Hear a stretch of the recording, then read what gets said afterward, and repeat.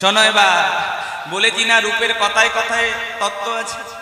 বাধুলি বন্ধুয়া অধরে মধু মাখলো মধুর মধুর মৃদুহাস। অধর মানে কি বাবা? এই যে ঠোঁট ঠোঁট, এই যে তোমরা লিপস্টিক পরো না, আমিও মাঝে মাঝে একটু লাগাই যাতে সুন্দর দেখা যায়।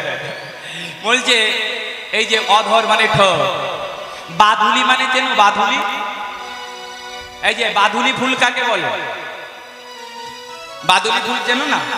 তোমরা ডালিম খাও না? ডালিম, ডালিমে যখন ফুল হয় কেমন দেখতে, লাল টকটকে, ওই ডালিমের ফুলকে বলা হয় বাধুলি ফুল।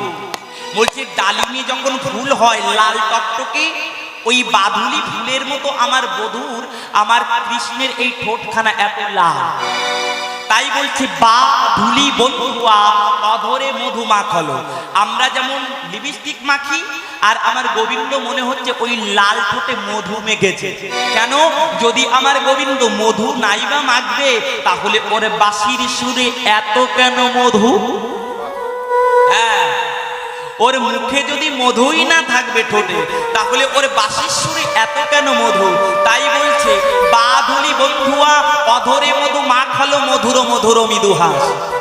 আমার মধুর ঠোঁট তো একেতে লাল, আবার মধু মেখেছে, আবার হেসে হেসে কথা বলে। বলো তো দেখি, যদি কোনো সুন্দর পুরুষ, এই যে মায়েরা আমার দিকে তাকাও, যদি কোনো হিরো এখন যদি মিঠুন চক্রবর্তী চলে আসে, উরে বাবা কি হ্যান্ডসাম দেখতে গো বাবা, পাকা আপেল গো আপেল।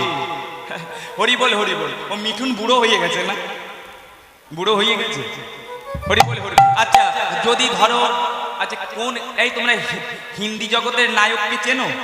রণবীর কাপুর, ওই সালমান খান, শাহরুখ খান যদি চলে আসে, ধরো বাবা ওই শাহরুখ খান যদি চলে আসে তোমাদের সামনে, আর এসে অমনি যদি তোমাকে দেখে মৃদু মৃদু হাসে, তুমি তো বাবা বাবারে বাবা আমাকে সিগন্যাল দিচ্ছে তো। তা গোবিন্দ ও তো হিরোরও হিরো, তাই তো?